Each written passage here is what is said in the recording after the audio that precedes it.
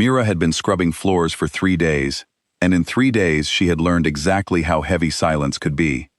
The palace was huge. Every hallway looked like the last one, long and cold, with stone floors that never seemed to stay clean, no matter how many buckets of water she poured on them. She kept her head down and her hands busy. That was the whole plan. Nobody looked twice at a servant girl with dirty knees and tired eyes. Nobody asked questions. That was what she told herself anyway. Her real name was not Illyra. Illyra was the name written on an old uniform she had found in a laundry room 2 towns away. Her real name, the one she never said out loud, was folded up somewhere deep inside her, like a letter she was too afraid to open. She had come to this palace to hide, not to be noticed, not to be seen, just to disappear into the crowd of maids and cooks and stable boys, until whatever was chasing her gave up and went home. But hiding from wolves was never simple. Everyone knew that wolves could smell the truth. It did not matter how quiet you were, how well you bowed, how convincing your fake name sounded. If a wolf got close enough, your scent would tell a story your mouth never could. So Mira had done everything she could think of. She washed with ash water until her skin turned dry and pale. She rubbed lavender oil into her wrists every morning. She slept for 3 nights wrapped in a stranger's old shawl, hoping to borrow its smell instead of carrying her own. It was not a perfect plan, but it was the only one she had. On the 4th day, everything changed. She was kneeling in the long hallway near the throne room, wiping down the stone floor, when she heard the doors open at the far end. She did not need to look up to know what that sound meant. Every servant around her dropped to their knees in an instant, heads bowed, breath held. Mira followed without thinking. It was instinct now. Bow first, ask questions never. Footsteps came closer. Slow, calm, unhurried. The kind of footsteps that belonged to someone who never needed to rush, because everyone else in the world moved out of his way. The footsteps stopped in front of her. Not in front of the woman 2 feet away, who was shaking with excitement at being so close to royalty. Not in front of the young boy near the pillar, who looked like he might faint. In front of her. "Stand up," said a deep, quiet voice. Mira stood. Her legs felt strange, like they belonged to someone else. She kept her eyes low, staring at the floor, at his boots, at anything except his face. That was when she caught his scent. It came before she even realized she was breathing it in. Cedar wood, and something colder underneath, like the smell of the air just before the first snow of winter. And then, underneath all of that, something sharp and focused, like a dog that had just caught the scent of something it had been searching for a very long time. He breathed in once, slowly, carefully. Mira's whole body went still. "Ash water," he said, in a calm voice, as if he were simply commenting on the weather. "Lavender oil, and someone else's shawl." He paused. "All 3 are good tricks, but none of them work as well as people think." The wet rag slipped from Mira's fingers and hit the floor with a soft splash. She did not remember letting go of it. "Your Majesty," she started to say, but he lifted one hand, just slightly, and she stopped talking immediately. "I am going to ask you something," he said, "and you are going to choose whether to lie to a man who already knows the truth." Down the hallway, the crying servant had gone completely silent now. The boy by the pillar had stopped breathing, it seemed. Mira's heart was pounding so hard she was sure everyone could hear it. She thought about running. She thought about the small knife she had hidden back in her sleeping quarters, sewn into a mattress that was not even hers.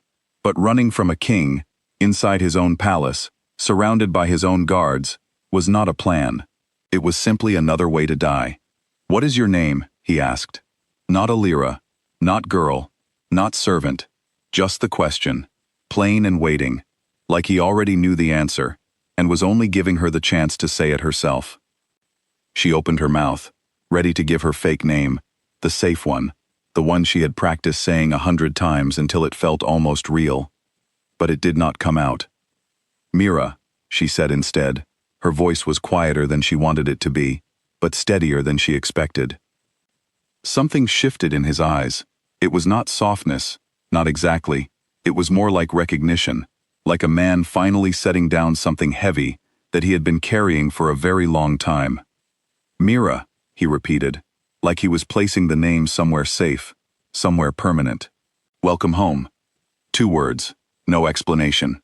He turned and walked back toward the doors he had come from, his steps as calm and unhurried as before. The whole hallway seemed to breathe again at once. Servants slowly lifted their heads, confused looks passing between them. Nobody understood what had just happened. Nobody except Mira. She stood there for a long moment after he was gone, staring at the empty hallway, her heart still racing. Later that night, she was called to a small room near the kitchens. A woman with silver hair and sharp eyes was waiting for her, arms crossed, expression unreadable. "The king wants to see you tomorrow morning," the woman said. "Properly, not as a servant." Mira's stomach turned. "Why?" The woman studied her for a moment before answering. "Because he says you smell like someone he has been looking for since before you were born." Mira did not sleep that night.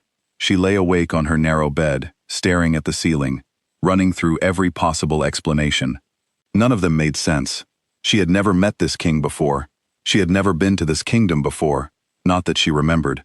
And yet something about her scent had stopped a king in the middle of his own hallway and made him forget every rule of distance between royalty and servants. The next morning, she was taken to a part of the palace she had never seen. The halls here were wider, brighter, with tall windows that let in soft morning light. She was led into a room with a long table and tall chairs, and there, standing near the window, was the king. He looked different in the daylight, less like a shadow, more like a person. His eyes were dark brown, steady, and when he turned to look at her, there was none of the coldness she remembered from the hallway, just quiet patience. "Sit," he said, gesturing to a chair. Mira sat, though her body still felt stiff with nerves. "I owe you an explanation," he said, taking the chair across from her, "though I am not sure where to begin." "You could start with why my smell matters so much," Mira said, before she could stop herself. A small smile crossed his face, there and gone quickly. "Fair enough." He explained slowly, choosing his words with care. Many years ago, before he became king, his family had lost someone very close to them, a child, taken during a time of war between packs, never found again. The child's scent had been recorded by the old healers, the way important scents were sometimes kept, pressed into cloth and sealed away for years, in case that person was ever found again. "That cloth still exists," he said. "It has been kept safe in this palace for over 20 years. And when I passed you in that hallway, even through the ash water and the lavender oil and the stolen shawl, something underneath all of it matched." Mira felt her throat go tight. "That's not possible. I don't know anything about a lost child. I don't know anything about your family." "I did not say you were that child," the king said gently. "I said your scent matched. There is a difference, and I intend to find out what that difference means." For a moment, neither of them spoke. The room was quiet, except for the sound of birds outside the window. "I'm not who you think I am," Mira finally said. "I came here to hide, not to be found." "I know," he said simply, "but sometimes the things we hide from are not always the things we think they are." Over the following days, Mira learned more about the palace and more about herself than she had expected. The old healer, a small woman with careful hands, examined the sealed cloth alongside a fresh cloth pressed from Mira's own skin. She said nothing for a long time, simply comparing the two, her brows drawn together in concentration. Finally, she looked up. "It is close, very close, closer than I have seen in 20 years of searching." Mira did not know whether to feel relief or fear. If this was true, if she really was connected to this family in some way, it meant the past she had spent years running from was not something she could outrun after all. It had been waiting for her, quietly, in a place she had chosen at random, thinking it was the safest hiding spot in the world. The king did not push her. He did not demand answers she did not have. Instead, he gave her time, space, and slowly, without either of them fully noticing, something else began to grow between them. Not suspicion, not fear, something steadier, a kind of quiet trust that neither of them had expected to find inside a palace built on secrets. One evening, as the sun set over the palace gardens, Mira found him standing near the fountain, alone, watching the water catch the last light of the day. "Do you regret it?" she asked, walking up beside him. "Recognizing me that day?" He thought about the question for a moment before answering. "No," he said. "I have spent 20 years wondering if a piece of my family's story was truly gone forever. Whatever the truth turns out to be, I would rather know it than keep wondering." Mira looked out at the water, feeling something loosen in her chest that had been tight for years. She had come to this palace to disappear. Instead, she had been seen, truly seen, in a way she had never allowed herself to be seen before. "I'm scared of what we might find," she admitted quietly. "So am I," the king said, "but I would rather face it with you than without you." The garden was quiet around them, the kind of quiet that did not feel empty, but full, like the pause before an important beginning.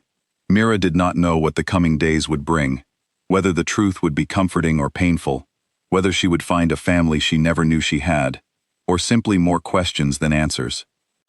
But for the first time since she had arrived at the palace with a borrowed name and a stolen shawl, she did not feel like she was running anymore. She felt like she was finally standing still, in the one place she had never expected to belong.